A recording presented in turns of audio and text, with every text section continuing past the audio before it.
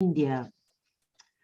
We thank everyone for their interest in the topic of the symposium, which by force is held online for Russians and some Indian and international participants.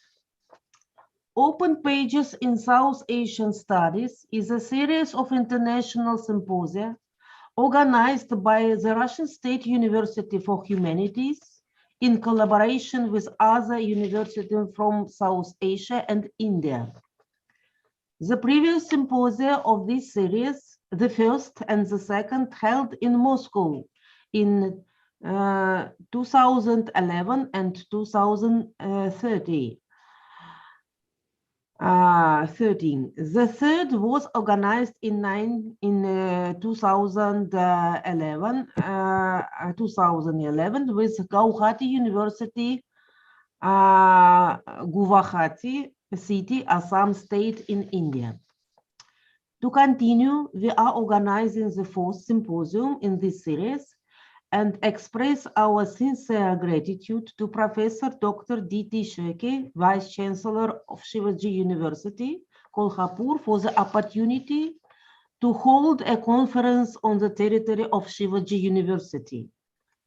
A wide range of topics on multidisciplinary research in South Asian region will be discussed during 3 days.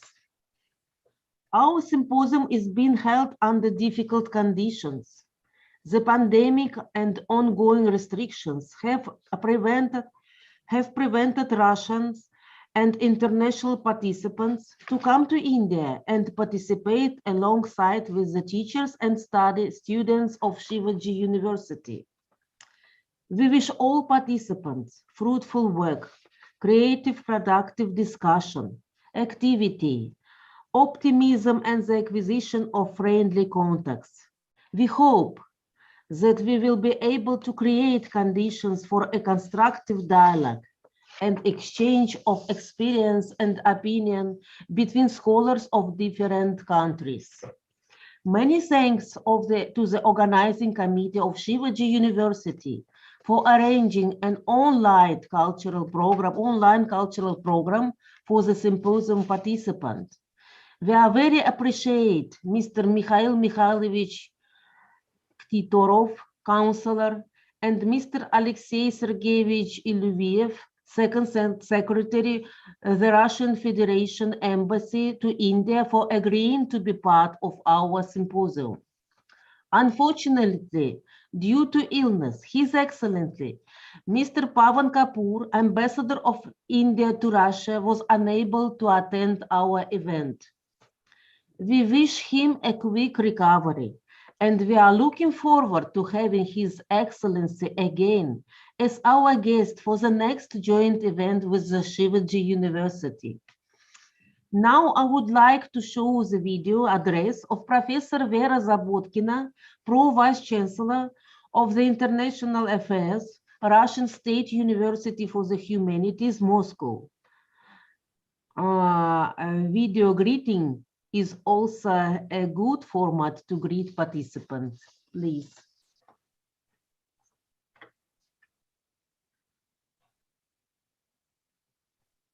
Megha, video clip. Just a minute.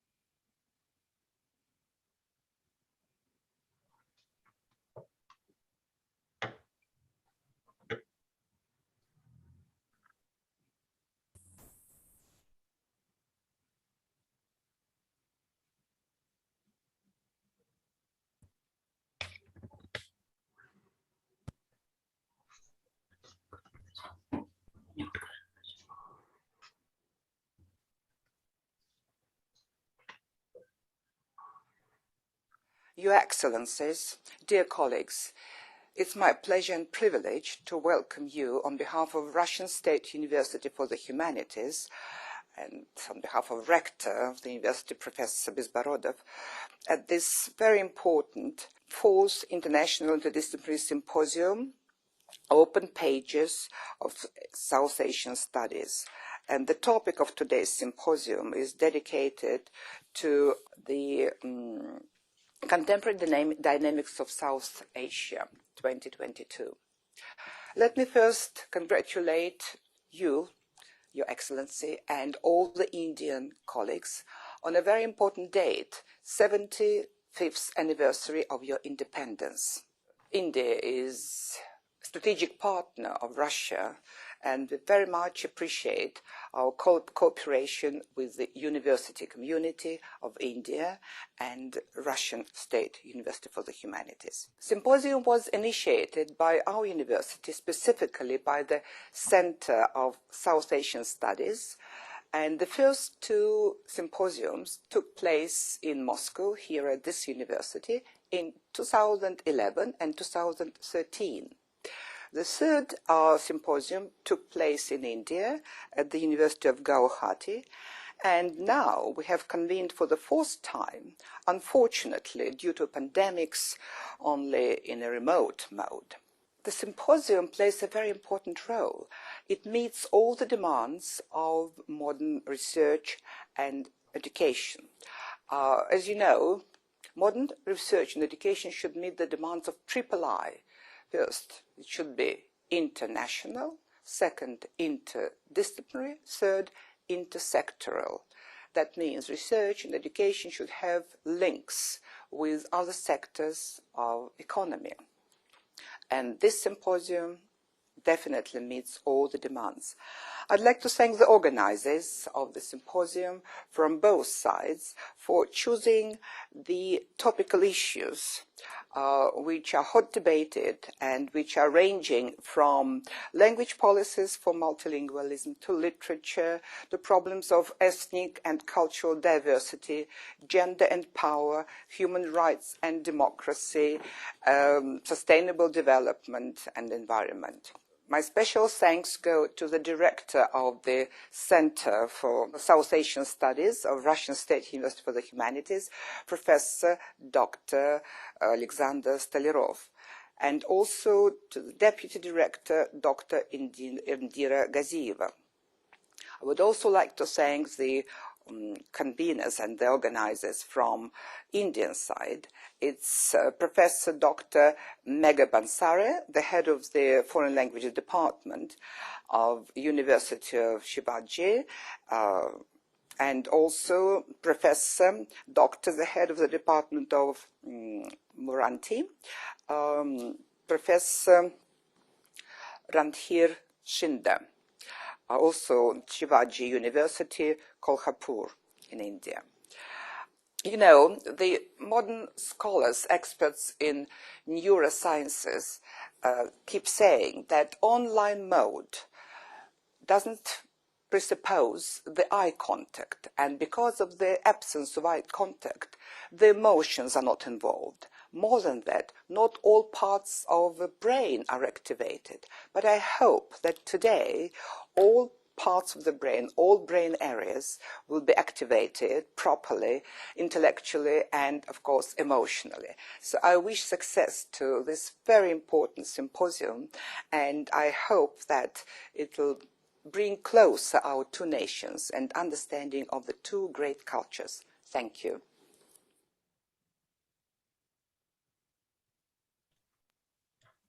Thank you so much. Our university has been cooperating with the Russian House in Mumbai since 2020. We held 2 Russian language Olympiads with the University of Mumbai, Russian House in Mumbai, and Savitribai Pune University, and several international seminars on the image of Russia and in India and the image of India in Russia, as well as symposium of socio-cultural issues in post-Soviet Russia. I would like to invite Dr. Елена Ремезова, Director of the Russian House in Mumbai, Россотрудничество, to make a welcoming speech. Please. Dr. Елена Ремезова. Hello, dear friends and colleagues. I'm glad to greet you on behalf of the Russian House in Mumbai, and I'm very glad to welcome you to the 4th International Multidisciplinary Symposium Open Pages in South Asia Studies, organized by Shivaji University of Kolhapur and the Russian State University of the Humanities. It can be said that the modern science, the research of India and South Asia distinguish between two directions. One is traditionally called Indology, another is called South Asian Studies. The first implies, first of all, the study of the languages of South Asia and its traditional cultures.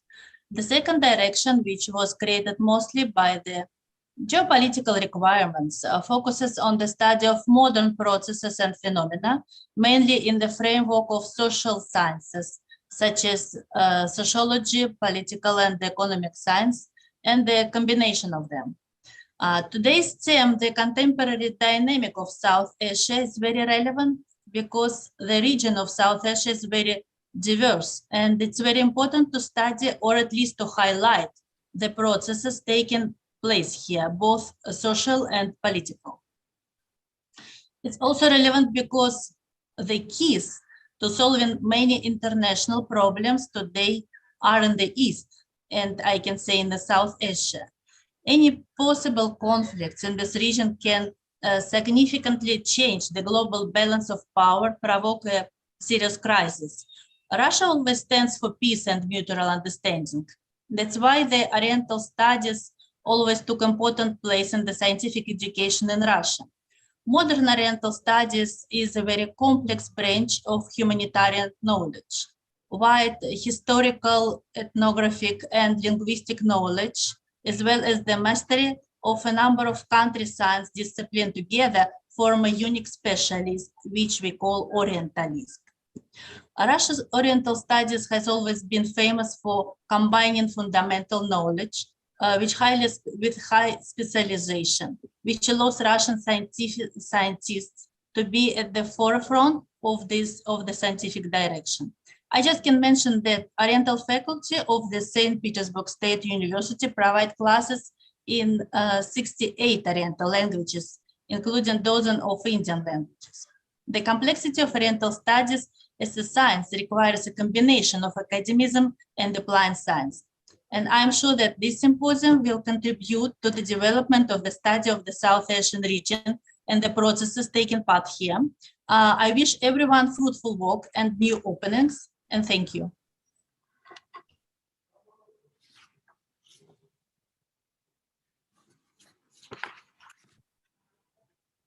Indira, unmute. I'm sorry, I'm so sorry.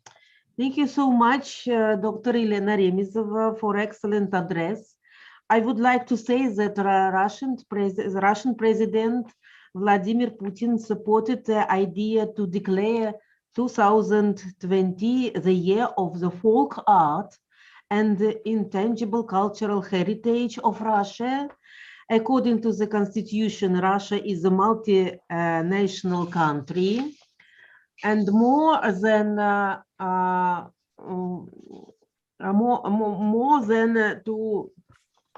200 different people live on the territory of Russia, and each of them has its own culture, language, customs, and tradition. I hope that we will be able to hold joint online events with the universities of Maharashtra on the topic of preserving of cultural heritage in Russia and India, because our countries like two brothers or two sisters, and we are very similar to each other. And I see the representative of Russian embassy to India now is here, and we are very appreciate Mr. Mikhail Mikhailovich Titorov, Counselor, and Mikhail Alexey Sergeyevich Ilyev, Second Secretary, the Russian Federation Embassy to India, for agreeing to be part of our symposium. Thank you. Now I would like to invite Professor Dr. Diti Sheke, Vice Chancellor, Shivaji University, to welcome participants. Thank you. A very good morning to everyone. On the occasion of opening ceremony of 4th International Multidisciplinary Symposium on Open Pages in South Asian Studies, on behalf of Shivaji University, I am very happy to extend a warm welcome to all the dignitaries on this virtual dais, the research scholars, the officials from embassy, and the officials from Russian State University for the Humanities. This symposium is the 4th in the series on open pages in the South Asian studies.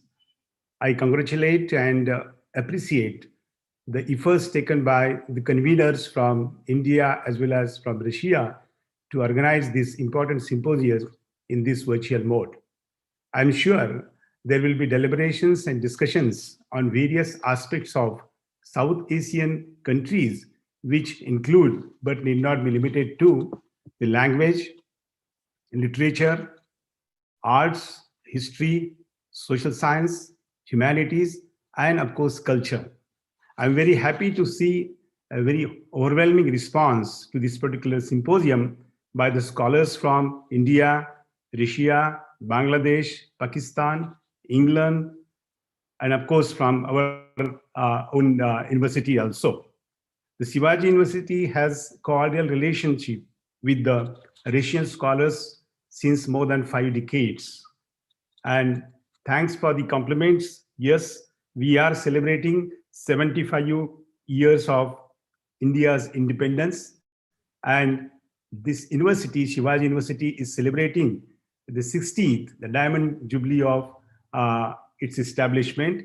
And coincidentally, the Department of Foreign Languages, one of the conveners of this particular symposium, has recently completed 50 years of its establishment. So it's really a great coincidence, and this symposium is taking place on this occasion. So this is one of the, I consider this is one of the important academic event to celebrate these 3 things. I must also put on the record, the Department of Language has a lot of exchanges, academic culture exchanges with the various universities in Russia and other countries. I extend my best wishes to all the scholars and officials, and I'm very sure that this academic meeting is going to be a grand success. Looking forward to have continuous academic exchanges with the Russian State University for Humanities and the other partnering universities in future. Thank you very much and have a great time for the next 3 days. Thank you. Jai Hind. Thank you so much, Professor Dr. Detisheki, for your wonderful greeting. And I hope all the participants of this symposium will enjoy presenting their interesting report and discussion with each other, at least online for 3 days. Thank you. Megha, unmute, please. Yes. Now we can go to the academic session. Yes. Arundhati. Yes.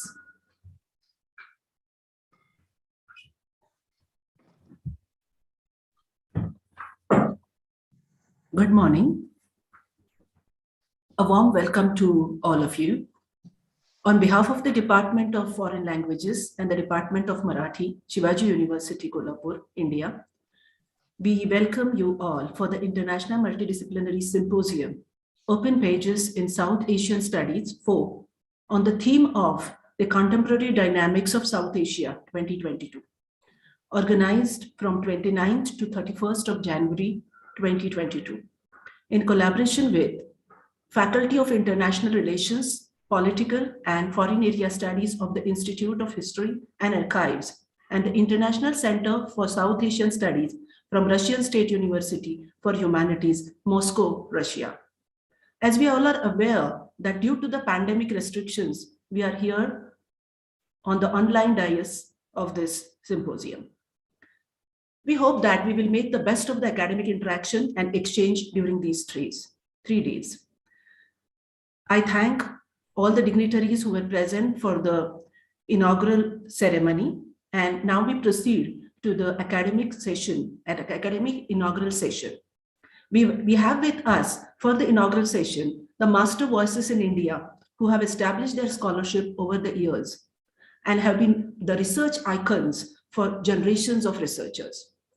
To begin with the inaugural session, I request the convener of the symposium and the head of the Department of Foreign Languages, Shivaji University, Megha Pansare, to present her welcome address. Megha has been pivotal in the organization of this symposium since its inception. She has been working relentlessly, both in the academic and social fields, by contributing to the Department of the Foreign Language as a professor and also as a translator, as well as contributing to the social arena of Maharashtra by working for the deprived communities and women empowerment. Dr. Megha Pansare, please. Thank you, Arundhati. Good morning, everybody. The president of the session, Honorable Vice Chancellor of Shivaji University, Professor D.T. Shirke sir, the eminent historian, Professor Rumila Thapar, Professor Ganesh Devi, my fellow organizers, Professor Alexandra Stalirov, Professor Randhir Shinde, Dr. Indira Garzieva, the senior scholars, teachers, researchers, and all those attending this online program in India, Russia, and many other countries. On behalf of the Department of Foreign Languages and Department of Marathi, Shivaji University, Kolhapur, and Faculty of International Relations, Political and Foreign Area Studies of the Institute of History and Archives, and the International Center for South Asian Studies, Russian State University for the Humanities, Moscow, Russia, I welcome you all at the inauguration session of the International Multidisciplinary Symposium, Open Pages in South Asian Studies for 2022. The theme of the symposium is the Contemporary Dynamics of South Asia 2022. I'm really glad to say here that this international symposium is being held to commemorate the Golden Jubilee of the Department of Foreign Languages, Shivaji University, Kolhapur. The department was established in 1970 under the name Center for Russian Studies, which eventually became the Department of Foreign Languages in 1999-2000. During 1975 to 1991, 7 Russian language teachers from the erstwhile Soviet Union served the department under the Indo-Soviet Treaty of Peace, Friendship and Cooperation signed between India and USSR in 1971. Now the department runs undergraduate as well as postgraduate and even PhD courses in Russian, undergraduate courses in German, Japanese, French and Portuguese. Due to COVID-19 pandemic, the celebration of 50th anniversary were postponed. However, the department has taken initiative in publishing some important books to mark this occasion. One book on the education and career in foreign languages has already been published in September 2021. 2 more books, one on the translation of literature on World War II from Russian, German, French, Japanese and Portuguese into Marathi, and the second book on the history of cultural relations between India and Russia, Germany, Japan, France and Portugal are underway. The plan to hold this conference offline got disturbed due to the resurgence of COVID-19. And now we are meeting online. Let there be any obstacles, difficulties, we will find ways to come together, think and discuss our problems. Open discussion, open debate is the base of any democratic society. I'm thankful to Professor Alexandra Stalirov and Dr. Indira Garzieva for extending their hand to conduct this international symposium jointly. This is a really good opportunity to unite scholars from many countries, India, Russia, and the scholars from South Asia. Open Pages in the South Asian Studies is a series of international symposia which presents an image of hitherto unknown South Asia that is to be discovered and described. To continue, we are organizing the 4th symposium in this series. The contemporary South Asia comprises of 8 countries, namely Afghanistan, Bangladesh, Bhutan, India, Maldives, Nepal, Pakistan, and Sri Lanka, which share a common origin and history as part of the Indus Valley civilization.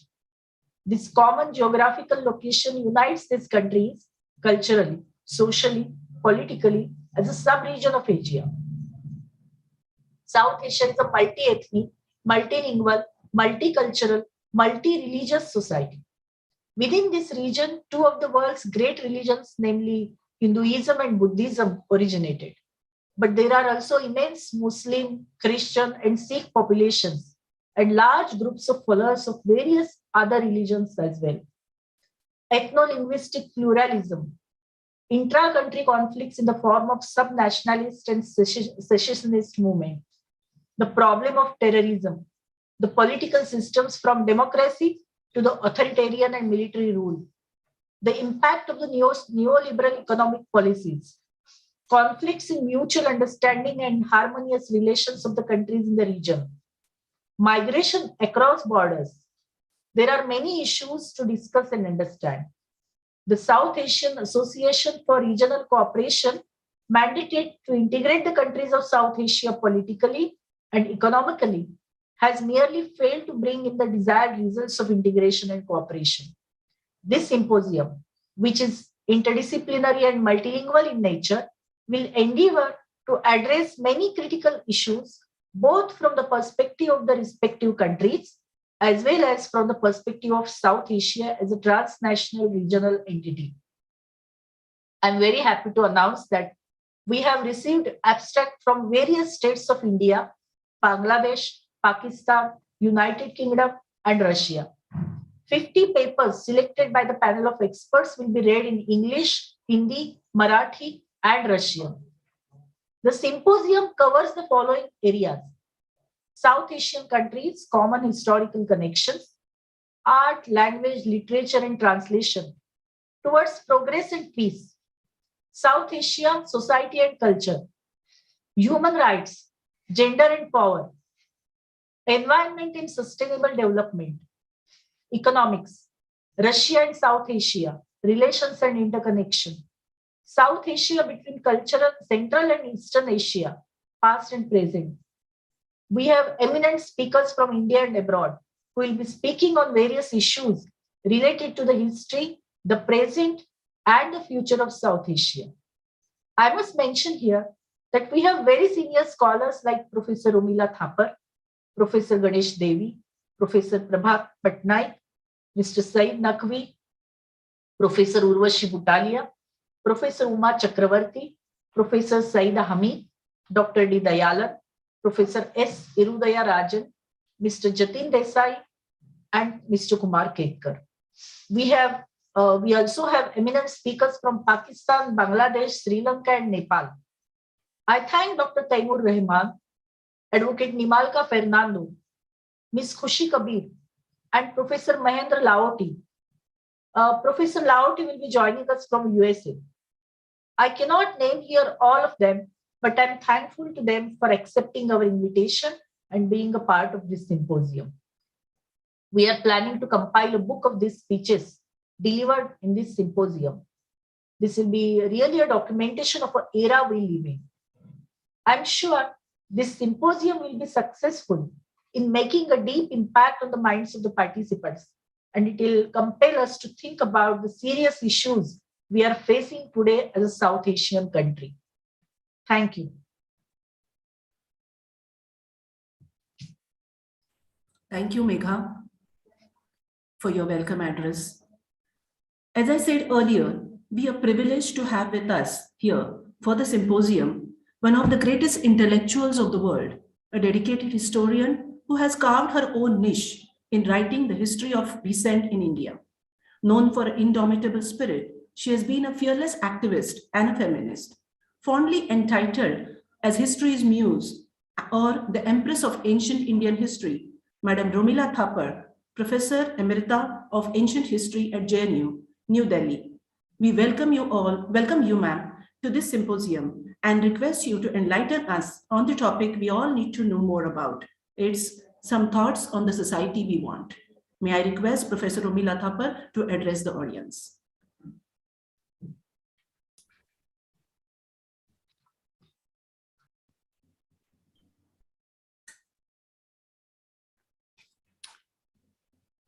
Thank you very much indeed. In fact, I would like to thank the Shivaji University and Dr. Megha Pansare in particular for so kindly inviting me to speak at this symposium on the contemporary dynamics of South Asia. It is indeed an honor for me to have been invited. Thank you. We shall soon be celebrating 75 years as an independent nation.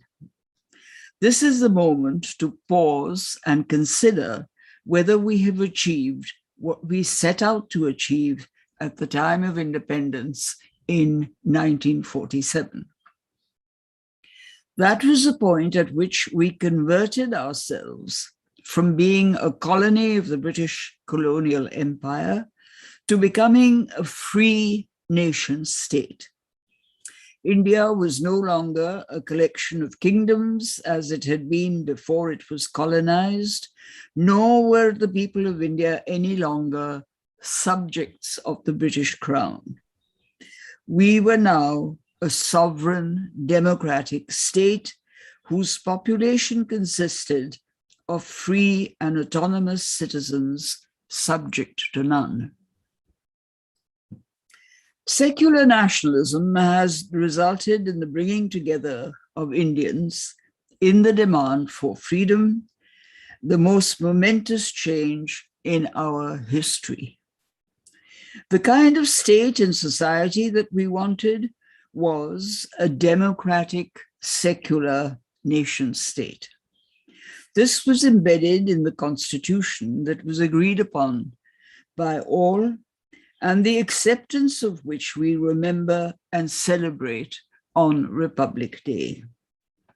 The question today is whether the structure envisaged by the Constitution has been put into practice as foundational to the nation.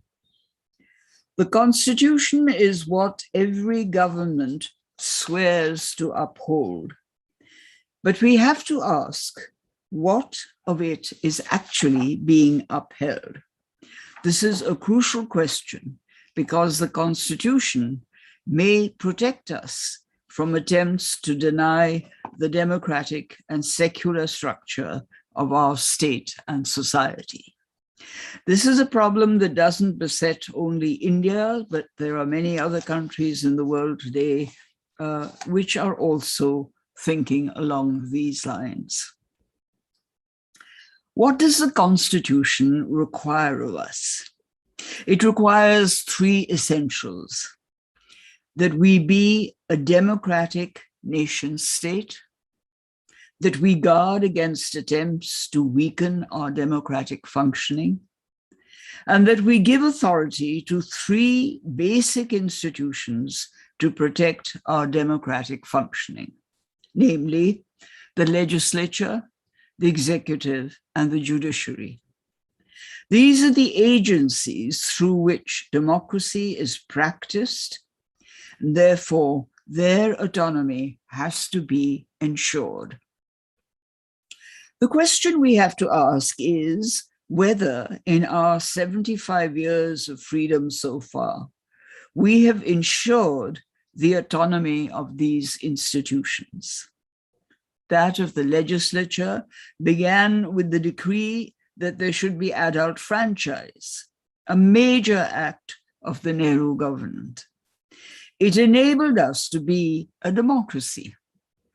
Legislation was extensively debated in both the Lok Sabha and the Rajya Sabha before being passed.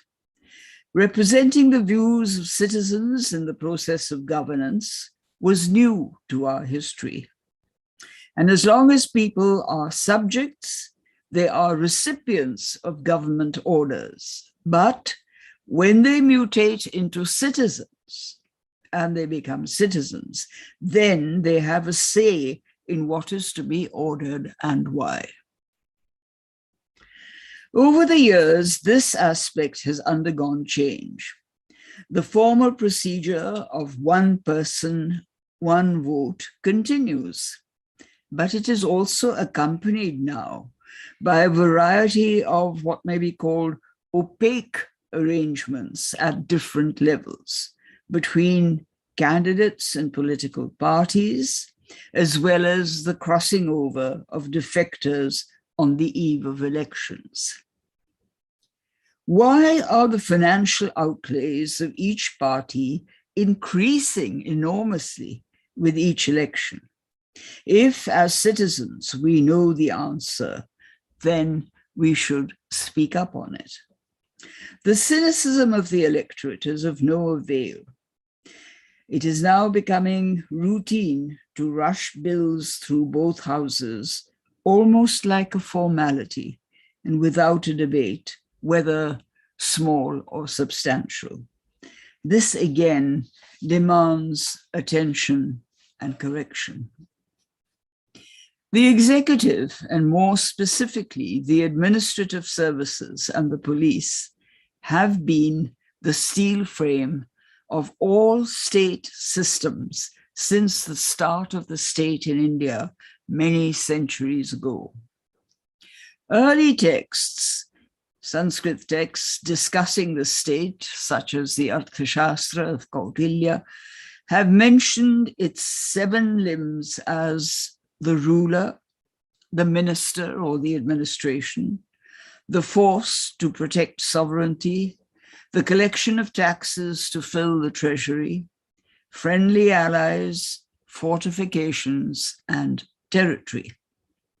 From the Mauryas to the Cholas and the Mughals, the emphasis in practice was on maintaining a force, on adequate finance, and a reasonable administration.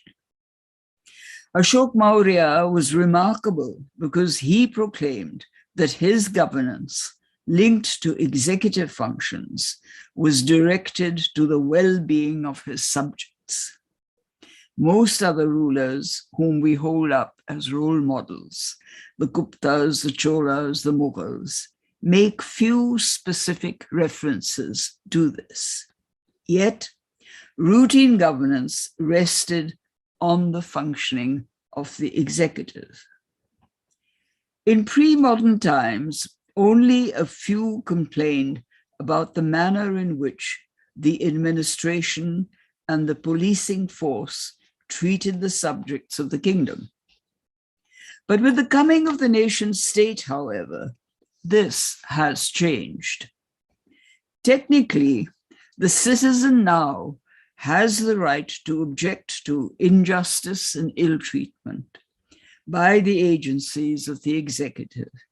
It is another matter, however, that often, because of the low caste status and impoverishment of half the population, those that run the executive institutions continue to be feared by most people. This fear that was enforced in colonial functioning has to be discontinued. The third basic institution is that of the judiciary. In earlier times, kingdoms had judicial officers whose primary function was to ensure that government orders were carried out, and those that disobeyed them were punished. Judicial officers were called upon to settle disputes, largely linked to crimes, and to a far lesser extent to the breaking of civil laws, because such laws were anyway few in number in pre-modern times. However, when the free citizen replaced the subject citizen, the citizen who was questioning or opposing authority was a departure from the past. This was a change that came in with modern times. And especially now, when the legal equality of all citizens is a law and is basic to social justice. The civil law, therefore, is today a significant aspect of judicial activity. And one hopes that both the citizen and the judiciary are fully aware of what this means to governance. Colonial rule introduced a judicial system in an effort to facilitate the governance of the colony. But in important aspects, such as the freedom of expression to criticize authority, they did not concede this right. This freedom was curtailed by other laws, such as the law of sedition. And this law was linked to the political domain in colonial times. It limits the rights of the citizen, hence the legitimate demand today for its removal. The question is sometimes asked as to who these three institutions are answerable to. Is it to those in authority or to the citizens whose rights they are required to protect? It's a pertinent question for our times when citizens can be arrested and jailed indefinitely without a trial. Where there is no appeal to habeas corpus, this becomes all too common. An instance of this is the Bhima Koregaon case, where citizens were arrested 3 years ago and have yet to be brought to trial. These three institutions have to ensure the well-being of society in accordance with the Constitution. And the Constitution is fundamentally important to the contemporary life of South Asia. Their functioning obviously becomes more effective when citizens from all levels of society and every occupation acquire a clearer understanding of their rights under the Constitution and in law, as well as their implementation. There is a need, therefore, for a more widespread familiarity with the meaning of the Constitution, as well as the rights and obligations that it documents. What are the rights and obligations of the free citizen? The rights are to be guaranteed by the state. The obligations to observe the laws of the state are to be met by the citizens, provided that the rights are not contradicted by these laws. Priority should be given to ensuring that every citizen has access to food, water, and shelter. To make this more effective, the citizen should also have the right to healthcare, education, and employment. The economy, therefore, becomes very primary and has to be so planned as to make these rights feasible in the political system. It is not enough to use them as election slogans or claim them as programs of benevolence. The implementation of these rights is what is essential to acceptable governance. And the awareness of these rights and their implementation should be the concern of both the legislature and the executive. The judiciary is central to the next set of rights relating to the social equality of all citizens, to the freedom of expression, and to social justice. These are crucial to the good relations between the citizen and the state, as is obvious from the many relations that have existed in the last 75 years. And fundamental to the functioning of these rights is the right to information. Citizens must know what actions and decisions are being taken in their name, and such information ensures their well-being. We must remember that dissenting ideas and actions have always been a part of the Indian tradition, but their formulation as a right, that is something more recent. Historically, this formulation of rights is a new feature, essential to modern society, as is evident from the Constitution. Every citizen must know and understand these rights. And there is something we still have to do, starting perhaps with familiarizing high school students with their rights as given in the Constitution. The existence of a democratic nation is not limited to the functioning of these three institutions that I have mentioned, however important they are. Democracy demands the equality of all citizens.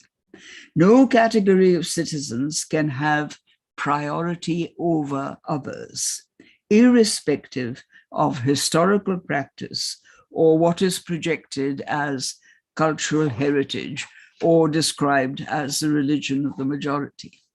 This impinges on the way in which we use the idea of identity.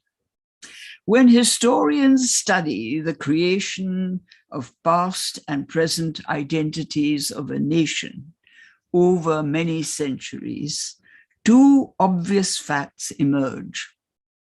One is that identities are an amalgam of many features. And secondly, therefore, they change over time. This is crucial to remember as a historical axiom. There is no such thing as a single unchanging identity that refers to the same community and their descendants over millennia. These identities have changed. The ancestors of those living in the Indian subcontinent today belonged to a range of varied identities from earliest times. We don't know what the Harappans called themselves, as their language has not been deciphered so far. But genetic evidence based on DNA analyses from skeletons tells us that they were a mix of elements, some local to northern India and some Eastern Iranian.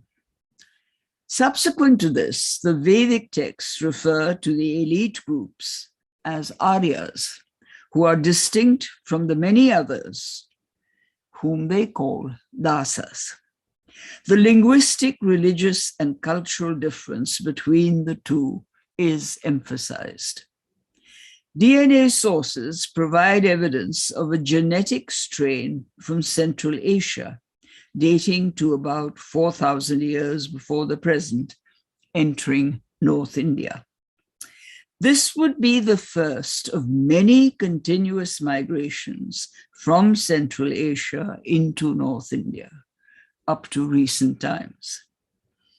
Ancient texts mention the arrival of the Shakas, the Scythians, the Kushans, the Hunas, the Huns, and the Turushkas, the Turks. They came in a variety of ways. Some came in small groups as pastoralists or as traders. Later, they were part of an invading army. Or they came together with the Sufi missions. They settled in different parts of the subcontinent, and this gave rise to new religious sects, languages, communities, some of which grew from intermarriage and castes, and therefore gave rise to new identities. The migrations were not all incoming. Traders from the subcontinent accompanied Buddhist monks into Central Asia, China, Southeast Asia. And in the early first millennium AD, the prominent religion was Buddhism. But by the late first millennium, Puranic Hinduism was slowly replacing it. And in the second millennium AD, Islam entered in slow stages brought by the Arabs and the Central Asian Turks. The Arabs were initially called Yavana, the term that Indians had used for the early Hellenistic people, but later for anyone from the West. And when Queen Victoria, for example, made a presentation, a proclamation of her rule over the British Empire, including India, she was greeted as an empress from the Yavana lands. The Arabs came in larger numbers as traders across the Arabian Sea and settled all along the coast of Western India. The settlements gave rise to a variety of Indo-Arab cultures and religious sects, variously called Khojas, Bohras, Nawayats, Mapilas, and such like. When trade on the Indian Ocean opened up in other areas, with India playing a major role, there was further interaction between locals and migrants. Eventually, the Europeans arrived and the British colonized India, but did not settle here. Big difference between the arrival of the Europeans and the earlier people. The British imposed on us the erroneous history that Indian society has always consisted of only two monolithic unitary religious groups, the Hindu and the Muslim, and that Indian history is the narrative of the continuous hostility between the two. The fact, however, is that it was the reverse. There were multiple groups constantly interacting and evolving, and this multiplicity accounted for the richness of Indian culture. In looking afresh at sources of Indian history from a non-colonial perspective, as many historians have been doing in the last 50 years, the shape of Indian society takes a very different form from that of this colonial definition of India. Religions were not unitary and monolithic. They consisted largely of a juxtaposition of communities and sects, which, as with other societies, had periods of coexistence and periods of conflict. These conflicts, however, were always at a local level, and they sorted out their relationships at this level. There were no all India organizations in pre-modern times. It was neither a society that tolerated every difference in a non-violent way, nor was it a society given to constant violent confrontations. And like all complex pre-modern societies, it had contradictions, some leading to intolerance and some that were settled harmoniously.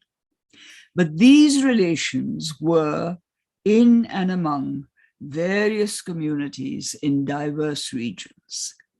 These were not battles between two all India religions. Basically, Indian society has always been many-faceted, and this allowed the different groups to express themselves and sort out their problematic relationships largely at their own local level. The term Hindu, from the Iranian Hindu, in Arabic, al-Hind, is in origin a geographical term linked to the river Indus. And it is only as late as the 15th century AD that it came to refer to the religion practiced in India other than Islam. Sanskrit texts of the time do not refer to the Hindu religion. They refer to two systems of belief, the Brahman and the Nastik, those that believed in deity and those that did not. And these were said to be the two prevailing systems.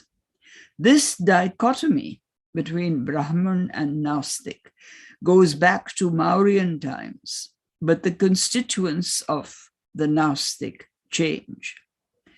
Earlier, it consisted of Buddhists and Jains in the main. But now, in the 16th century, the Turushkas, the Turks from Central Asia, were added. The Buddhists and the Jains rejected deity, but the Turks who were Muslims, believed in a deity, in Allah, but not a Puranic deity. Therefore, they are included amongst the non-believers. I'm just trying to explain all this as being a rather more complicated situation than the one that is popularly projected. This intermixing of peoples, languages, and cultures is not unique to the Indian subcontinent. It has been the historical experience of most parts of the world. We all have multiple ancestries, and their importance changes from time to time. In current times, we are aware of this, so we have to work out a pattern that enables us to live together cooperatively with this multiplicity, as we did in the past.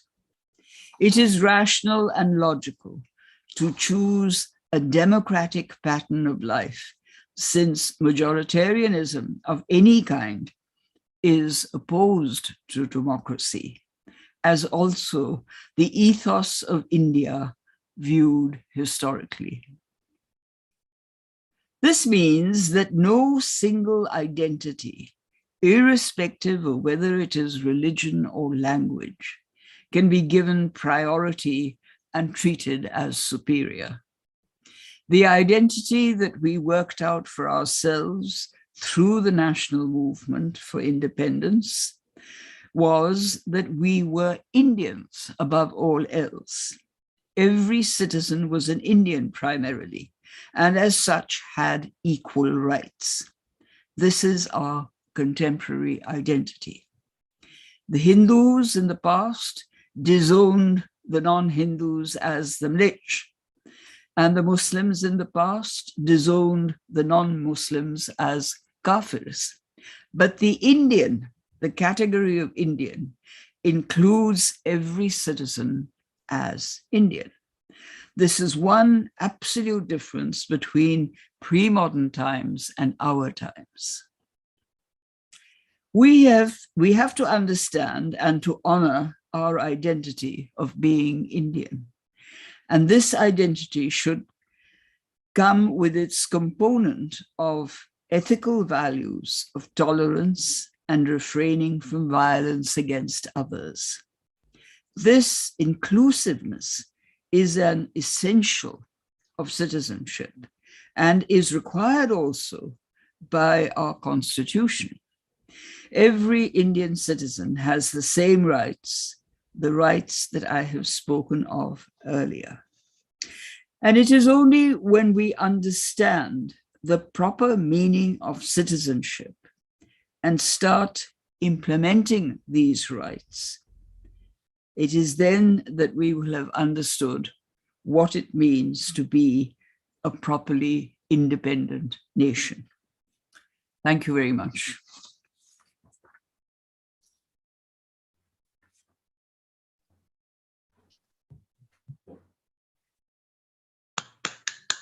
Thank you. Thank you, ma'am.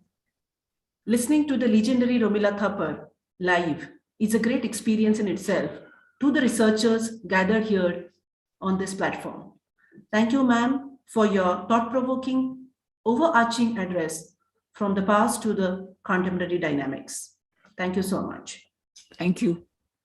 We have with us a special guest for the inaugural session, Dr. D. Dayalan. He is the former director of Archaeological Survey of India.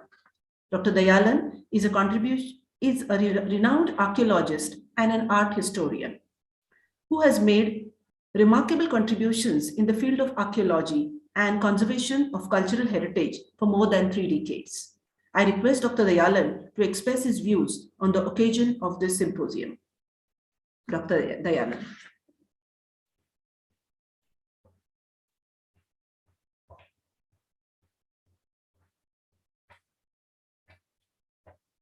May I have Dr. Dayalan?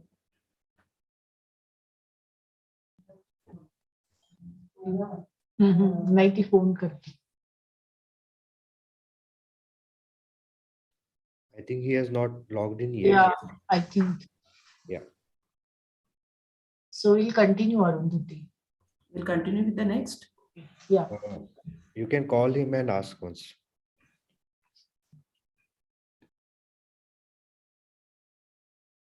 Megha, should we move on? Megha?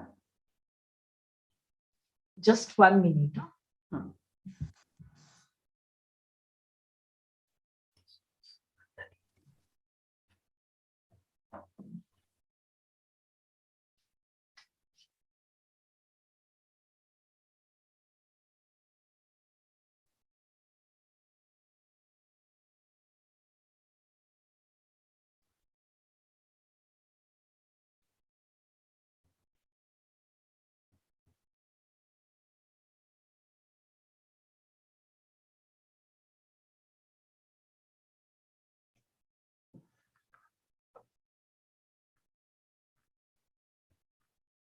Professor Dayalan is not here, maybe.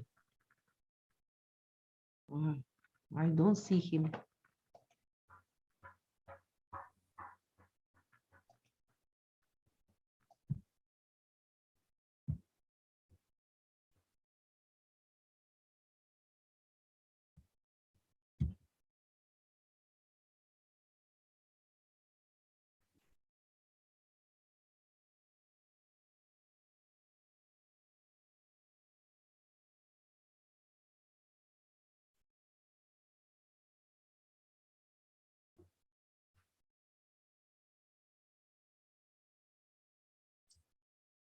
Arundhati, let us continue. He is not available.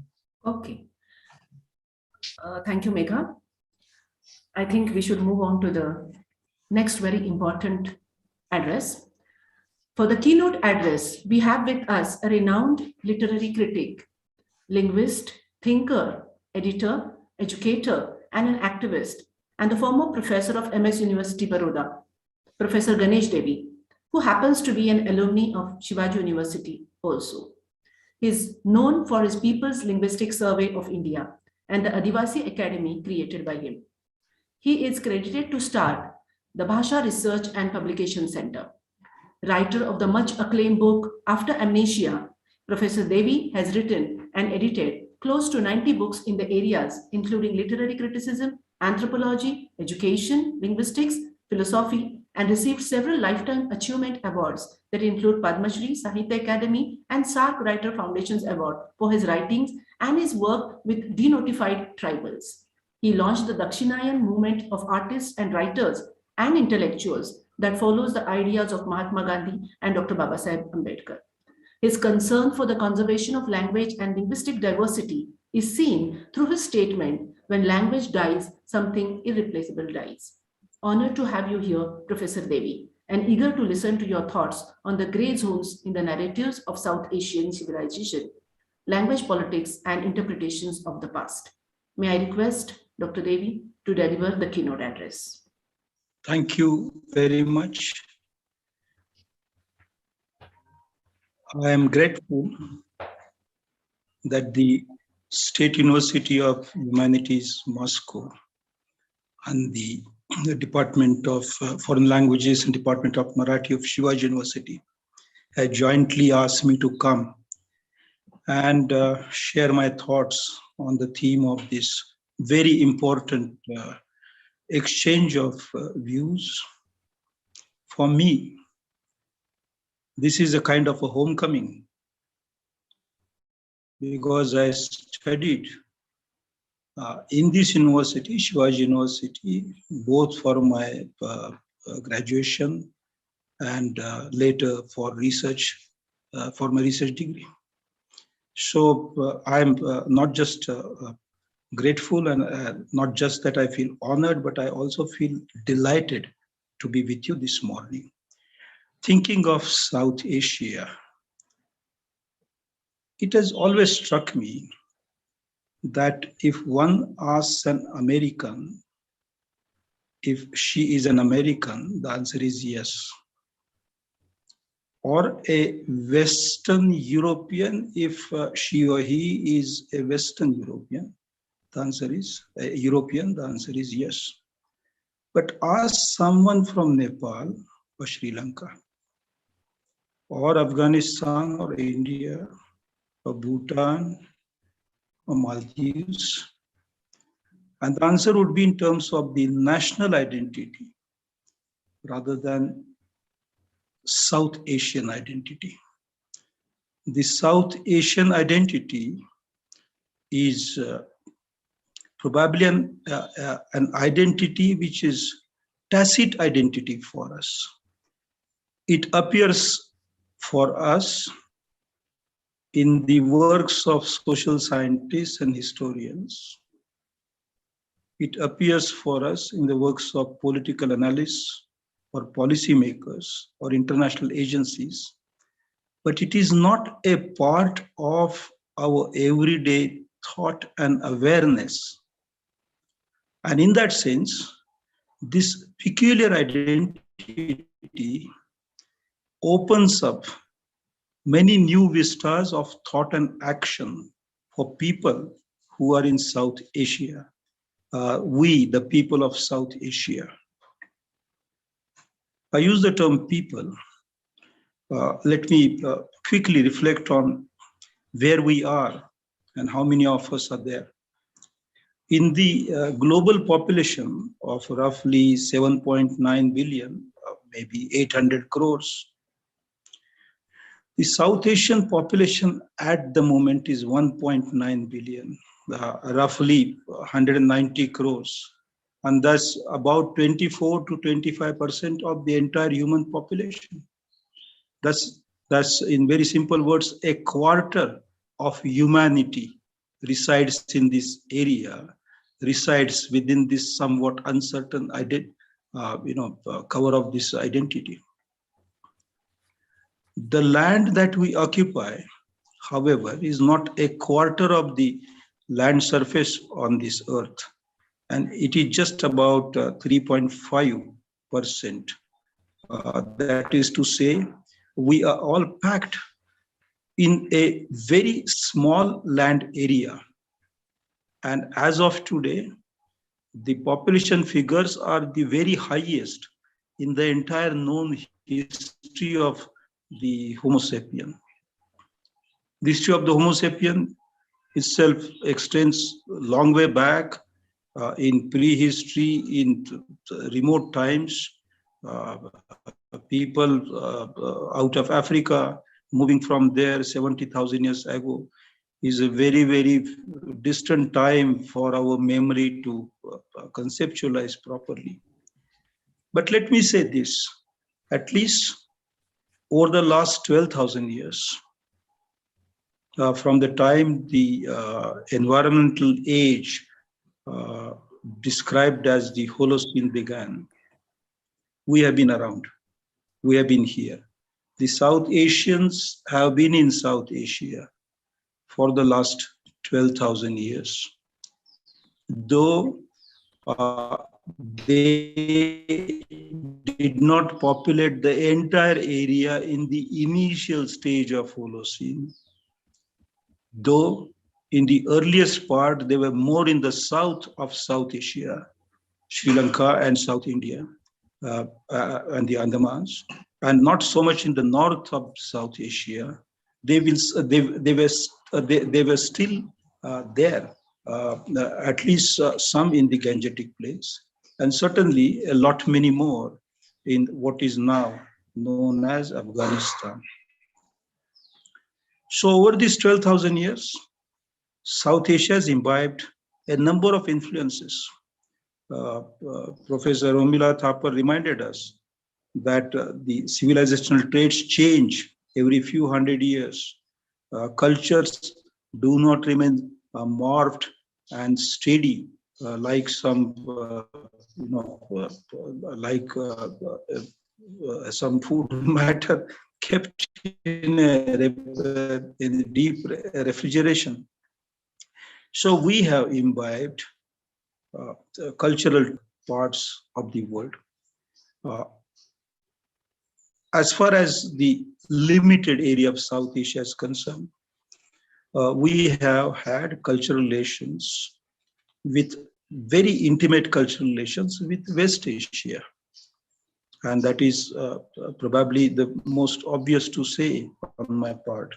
But we had cultural and civilizational links with Armenia, with Turkey, Syria, Iran, Iraq, and in the north with places that are now known as Kazakhstan, Kyrgyzstan, Turkmenistan, and of course Mongolia. And China, though removed somewhat because of the geographical barrier of the Himalayas, has been an intimate relative of the South Asian culture. In recent times, during the last 500 years, since the onset of colonialism, this part of the world has imbibed cultural traits and forms of knowledge and norms of organizing societies from some of the European countries, England, France, and Portugal, and many more. Therefore, South Asia is a kind of a museum of humanity, densely populated in a relatively very small area of the earth. And because the population is so large, and because the climate is on our side in case the earth becomes too cold for us to survive, there is a great deal of responsibility on thinkers and planners in South Asia, responsibility to ensure that we establish at least some minimum standards of civilized society. If we turn to the present day South Asia and look at the standards of civilized society, we might be in for some kind of depression. There is, for instance, the Human Freedom Index, which places countries like New Zealand and Switzerland on a scale of 1 to 10, 0 to 10. New Zealand and Switzerland at 9.27, 9.24 at the very highest end of civilized people. We in India are marked at 6.37 with lot of improvement possible for us. Nepal is our close next at 6. Sri Lanka is at 6.25. Nepal is slightly higher than India at 6.53. Pakistan at 5.47. The worst on that scale in South Asia is Myanmar at 5.26. Now, this Human Freedom Index has split the idea of freedom in terms of personal freedoms, economic freedom, and human freedom. And on all three, we seem to be floundering in South Asia at the moment. For instance, India is in personal freedom at 6.37, as I mentioned, in economic freedom at 6.91, and human freedom 6.64.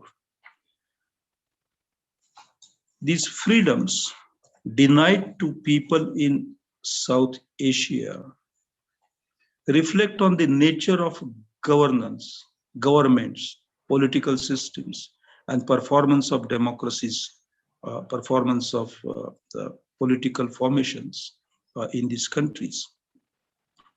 It is good for us to know and reflect on and probably find some ways for going forward after that reflection. Good for us to know that the Freedom Index of 2021 has declared that Afghanistan has authoritarian regime. Now, this is no news for us, but it means that freedom is denied to citizens. Bangladesh is put as hybrid regime.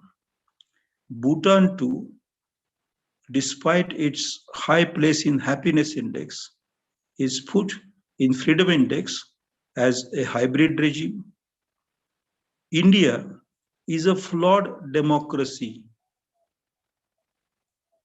Nepal again is a hybrid regime. Pakistan similarly is the same hybrid, and Sri Lanka is a flawed democracy. So in this entire region of South Asia, two countries seem to have democracies yet not dead, but not fully alive. And in other several and a few of the other countries, it is the military and the civil government put together, making it a hybrid regime. And in one country, it is clearly a non-civil government. So for such a large number of humans in South Asia, who form 1/4 of humanity, this is not such a good news in the 21st century. In another index on democracy of just a year ago, Bhutan is shown as deficient democracy, Maldives as deficient democracy, Nepal as deficient democracy, Sri Lanka as deficient democracy, and Afghanistan as theological autocracy. India is an interesting story, and me being an Indian, I may offer some further comments on that.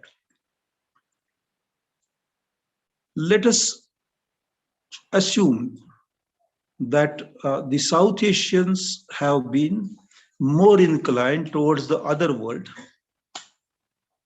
and therefore relatively less interested in forms of governments that they have.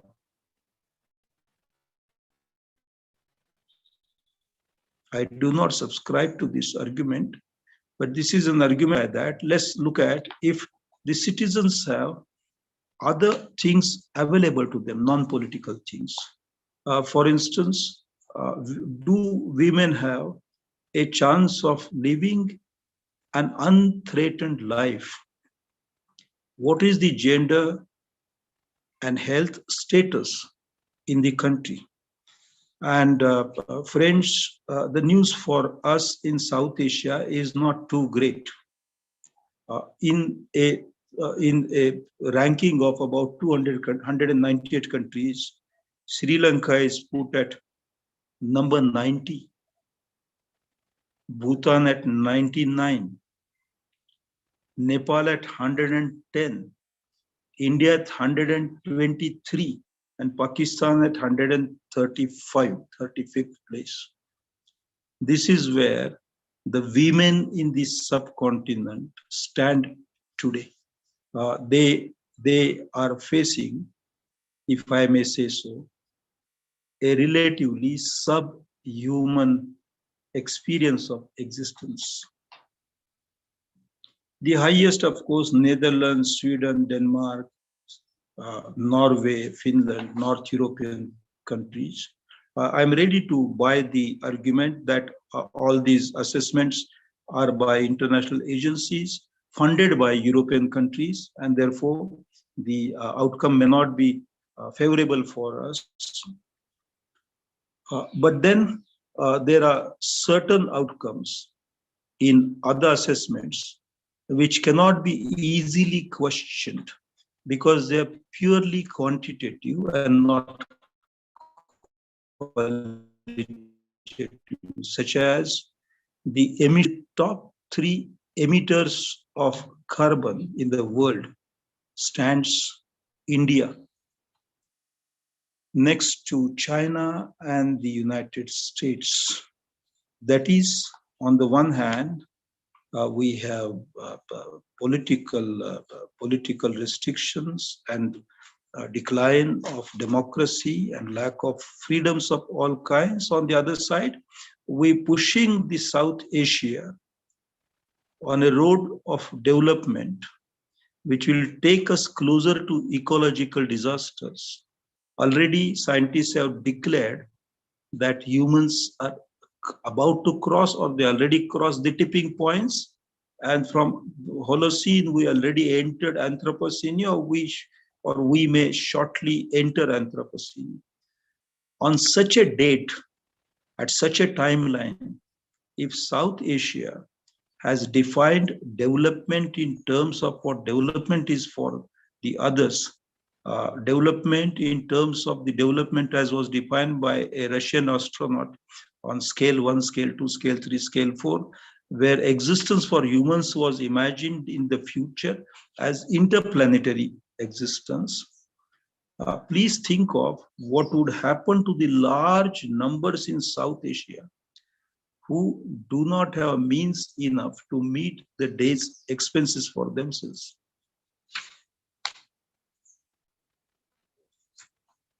South Asia accepted agriculture as a method of food production and a mode of livelihood. Almost 8, probably 9,000 years before our time.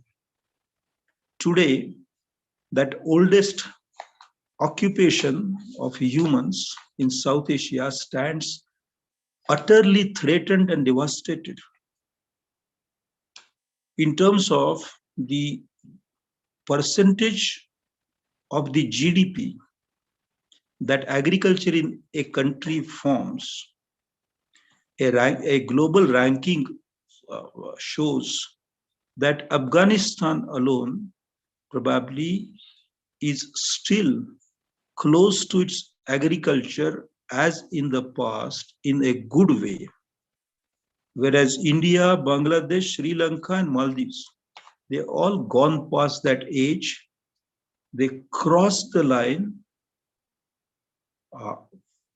to which return to a healthy agriculture is possible.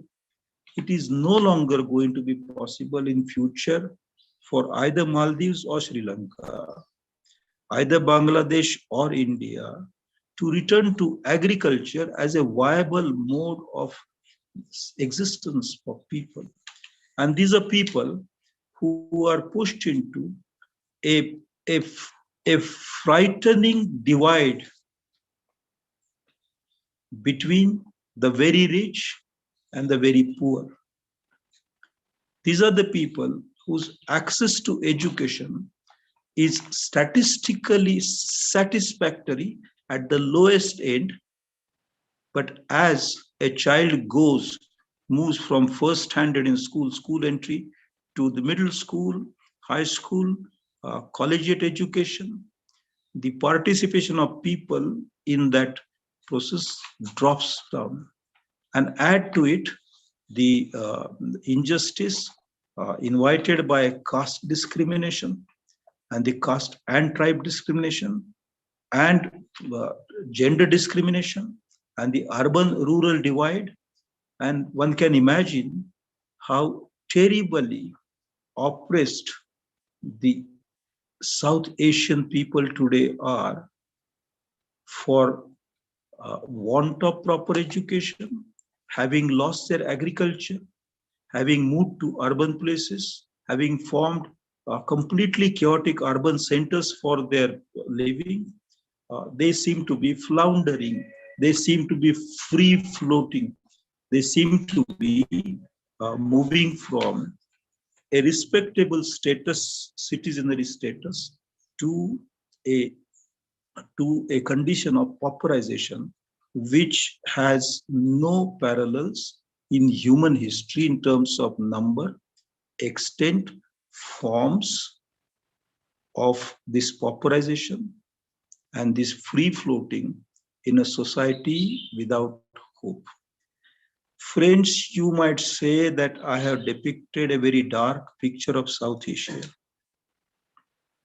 My intention is not to bring depression in your minds. My intention is to say that we need to rethink South Asia for ourselves with a greater clarity. Because the way we have conceptualized South Asia till now, till today, is through twin lenses.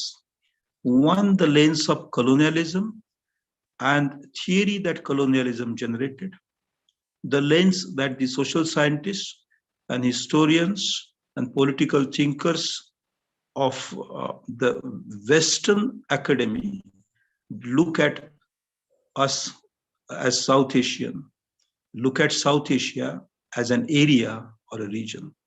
The second is the perspective of the defense strategies, particularly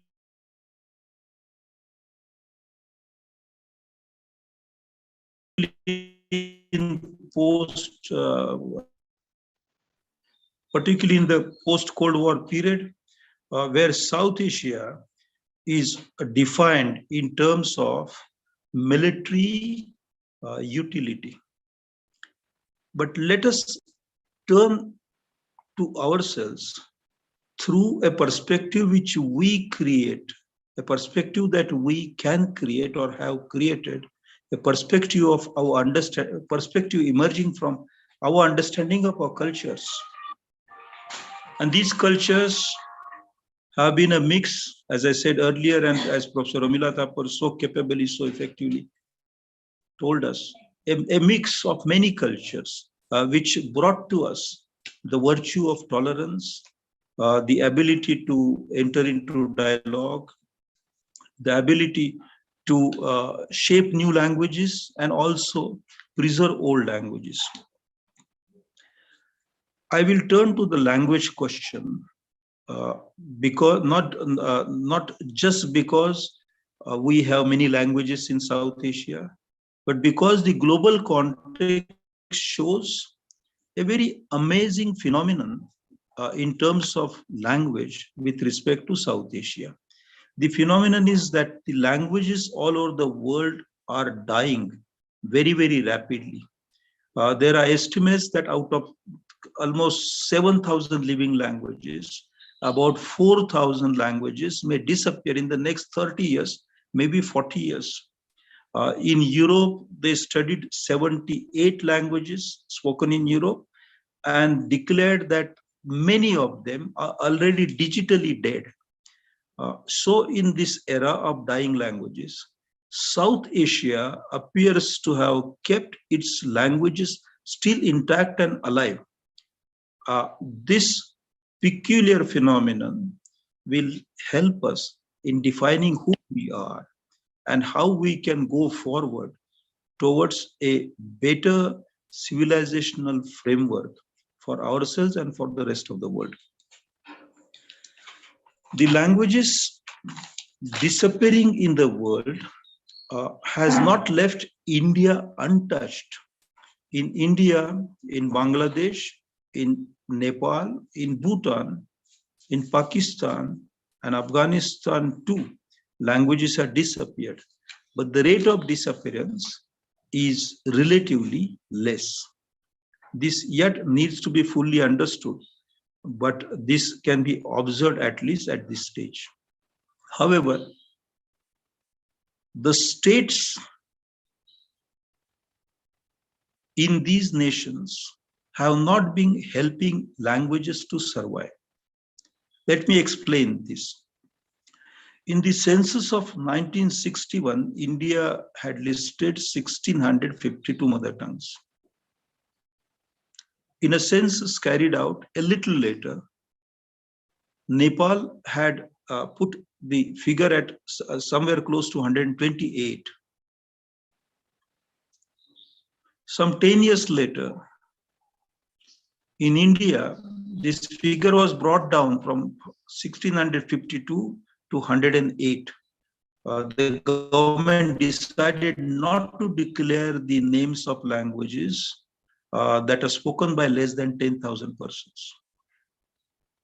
In Bangladesh, 1971 census in India was affected because the data came out 6-7 years later. In Bangladesh, the nation was created on the basis of a language movement going back to 1952. Just as Indian states, the sub-regions in India, have their root in language movements in Telangana and Punjab and Maharashtra, all of the making of 1950s. The Bangladesh movement in 1952 culminated in the 1970s, getting East Pakistan turned into Bangladesh. And that was a triumph of the will of the people. Yet, Bangladesh has other languages other than Bangla. If you look at the census of Bangladesh, you will see a declaration that 98% of people in Bangladesh speak Bangla. But there is no mention of the Karains. There is no mention of the Lepchas.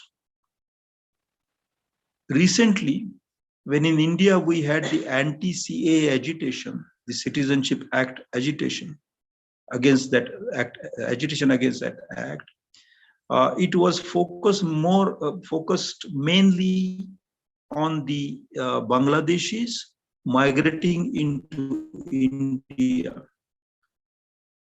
And there the Indian law, the Indian Act, had named certain communities, Parsi, Jain, Sikhs, Hindus, Buddhists, notoriously dropping the name Muslims. But to my mind, there was an even greater injustice in remaining silent about 12 tribal communities that have been perennially migrating between India and what is now India and what is now Bangladesh. Given the vagaries of Brahmaputra and this known habit of changing course, these communities such as Brus and Mros and several others, their names are kept quiet in Bangladesh, their names are kept quiet in India, and their names were kept quiet even among those who agitated against the CAA. This conspiracy of imposing silence on languages in India, while languages themselves exist, they continue. But a kind of an aphasia is being imposed by the state and by the people who complicit with the state. And that is frightening. Let me give an example from India. The largest language, largest in terms of speakers of that language in entire South Asia appears to be Hindi.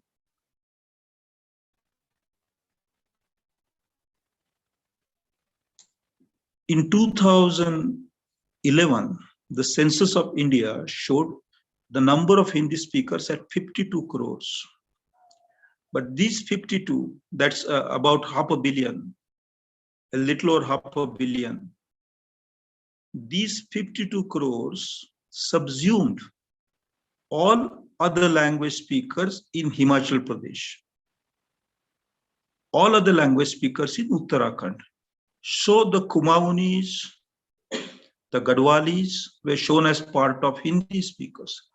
The Pahadi speakers, the Kulavis, the Laholis, the Spitians were shown as Hindi speakers.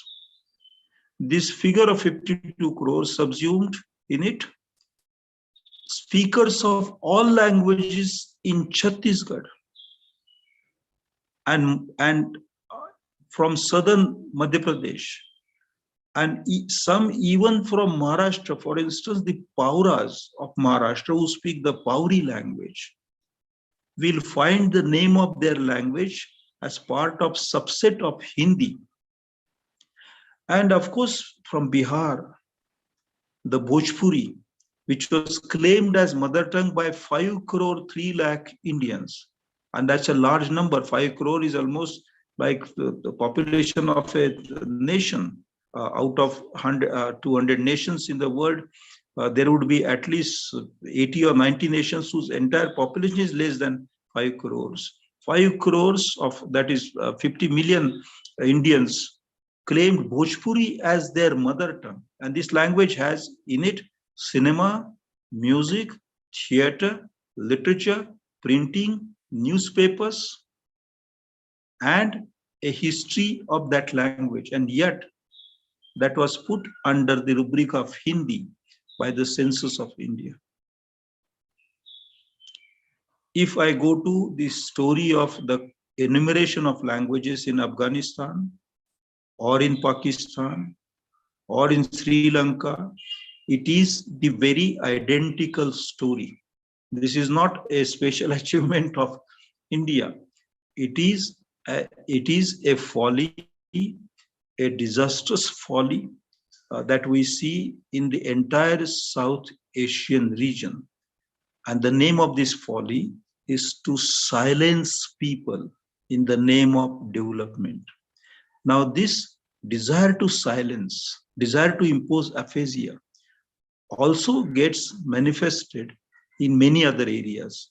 For instance, in South Asia, the level of caste oppression, there are no global indices of caste oppression because caste is not exactly a global phenomenon.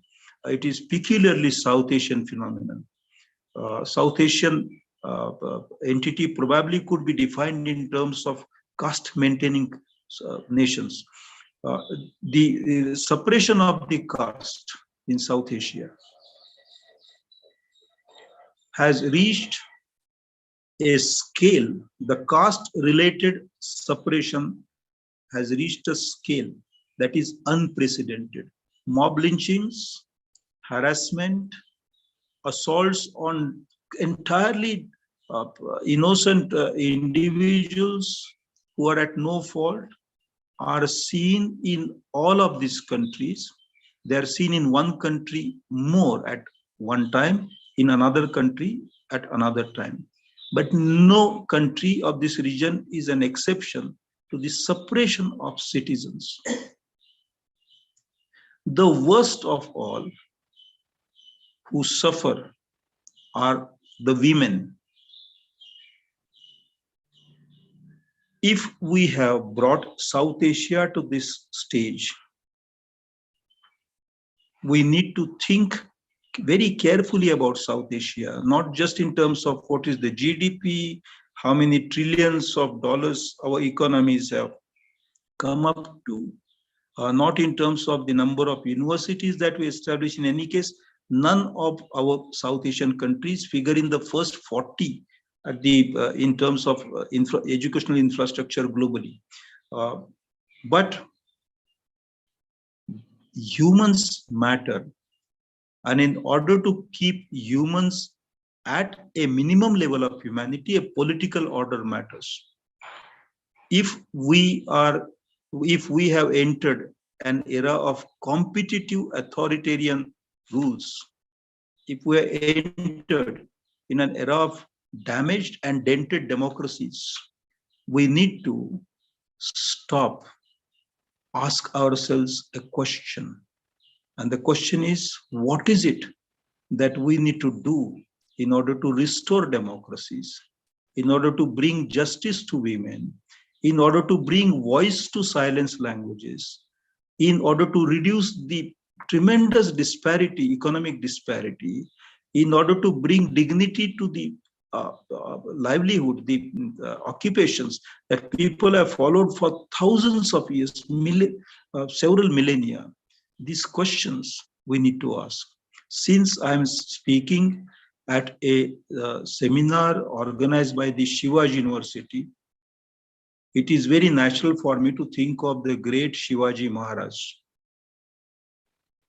In a letter written to Aurangzeb in the year 1657, that is roughly 375 years back, Shivaji Maharaj writes to Aurangzeb that I detest the tax that you levied on people.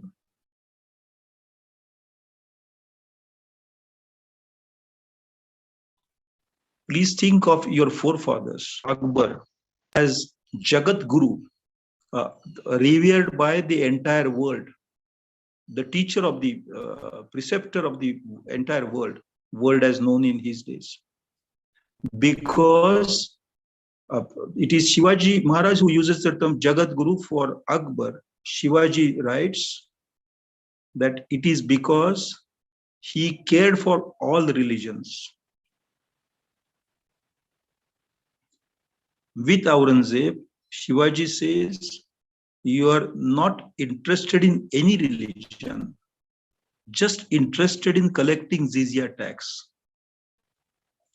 For our times, this could also be Shivaji Maharaj's later dispatch, the great King Shivaji's dispatch for the 21st century India and South Asia.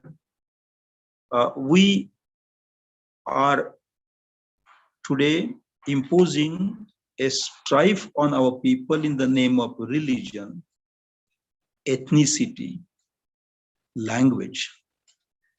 Whereas what we need is really to move to a greater democracy. And democracy would mean thinking of the demos, thinking of what makes people citizens, what kind of pact there is between citizens and the state. We need to rethink all of that again for our time in all the countries in South Asia. We need to rethink as to why our ancestors were capable of a social harmony despite having so many differences, whether they followed a Nyaya school of philosophy or a Vaisesika, or whether they were Jains or Buddhists, or they were atheists, or they Islam, or they were Islam, they followed Islam, or they were Parsis, whether they worship fire or water or trees, or just sheer rocks, believing that rocks have life, which is a fantastic thought. But why is it that people could tolerate each other? And why is it that we lost that virtue of tolerance? We need to rethink again as to the need for economic parity. Because South Asia is the producer, the land, the water, the mountain, the tree, the animal of South Asia is our resource for survival as Homo sapiens. And we cannot grab all of it just for oneself, leaving nothing for the others. Even though we did not have revolutions in our part of the world, we need to invite, accentuate, and bring about an economic revolution in this part of the world. And of course, we need a greater access to health and education for all in our part of the world.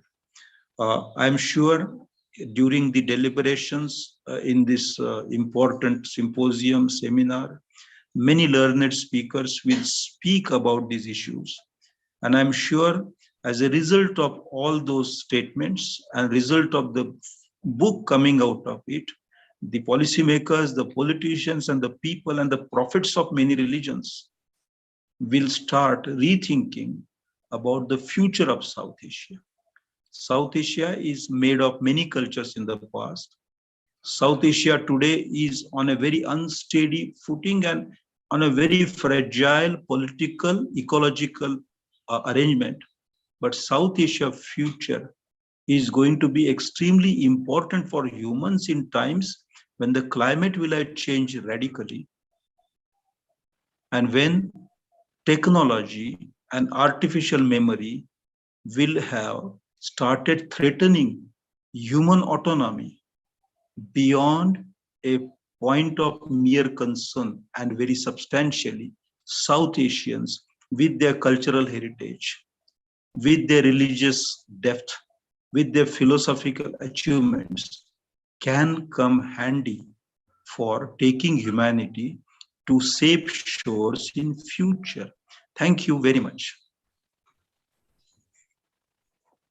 Thank you, Professor Devi, for making us aware of the responsibility of the thinkers and scholars of South Asia to contribute to the awakening of the people of South Asia and to the rethinking of the changing dynamics of South Asia. Thank you so much for the scholarly speech that displayed both a blend of a social thinker and a sociolinguist in you. Thank you so much.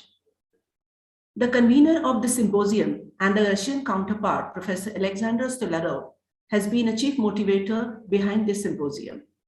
He is the director of the International Center for South Asian Studies, Russian State University for the Humanities, Moscow, Russia, and a scholarly voice on the Oriental studies as well as South Asian studies. I request Professor Stolarov to present his address. Professor Stolarov. Thank you very much. Do you hear me well? Yes? Yes, yes. Oh, okay. I'm thankful for Professor Ganesh Devi because his presentation is the best illustration of our symposium because we call it open pages in South Asian studies. And what does it mean? We work, everybody of us is working at the age of unknown, at the age of knowledge of known and unknown. And in course of our work, we meet every time something that we do not know. And we leave these problems for the future. But we should know them, and we should talk about them. And because we are specialists, because nothing can be known at the whole deep, and that is why this is the main topic of our symposium. And that is why what we present here means to tell about not what we know now, but what we do not know. This is the main problem for specialists, to know what we do not know at the moment. And that is why every page that is opened for us in our study should be explained in a proper way. That is why I am very thankful for Professor Ganesh Devi. Yes, and I also thank the organizers.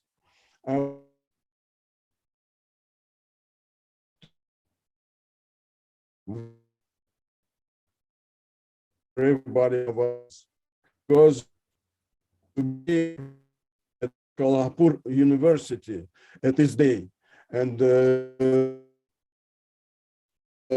canceled our tickets for the last time, and it is a great sorrow for us that we are not with our colleagues now, and we circumstance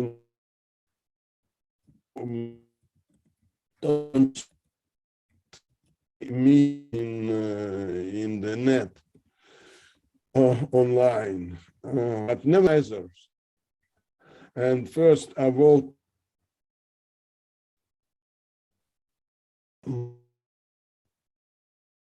Pansat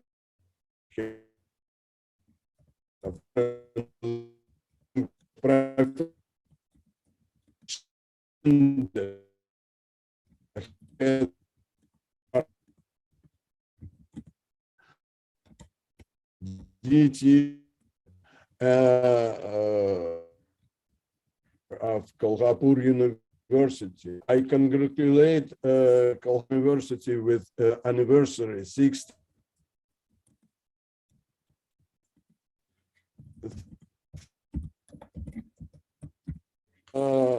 The friends from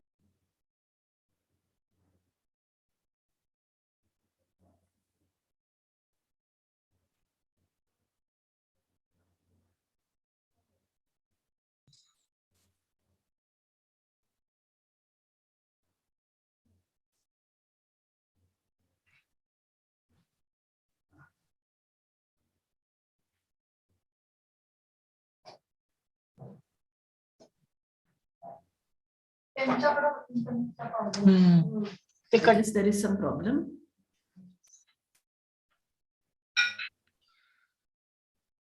He has joined again. I'm sorry.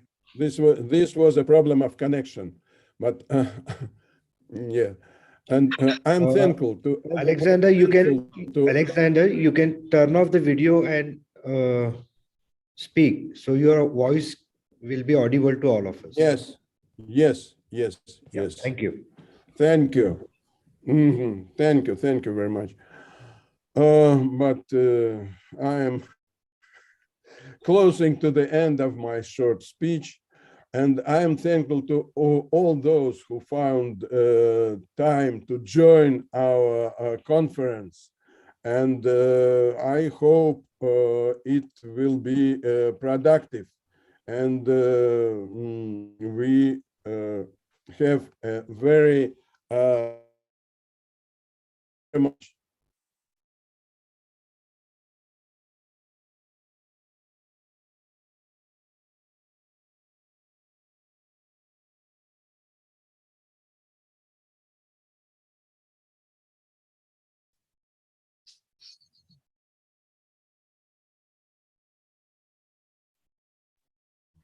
I think we have lost him again. I think that was the Yeah, it's a network issue. okay.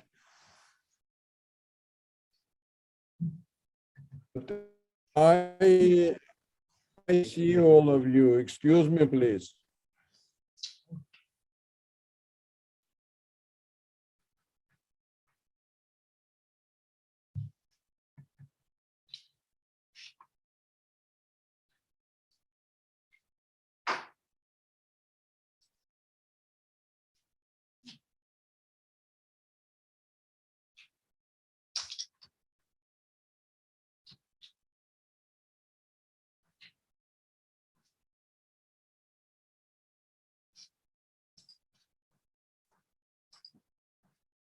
काय करूया?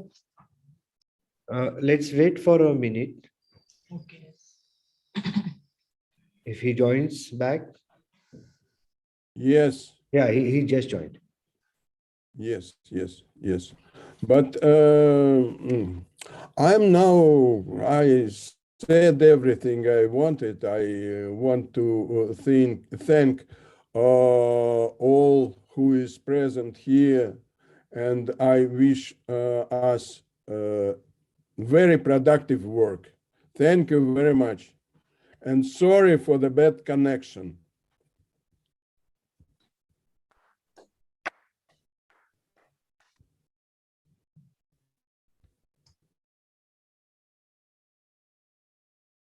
Thank you so much, Professor Solero, for your scholarly explanation of the symposium being called as Open Pages and expressing your wishes for the symposium.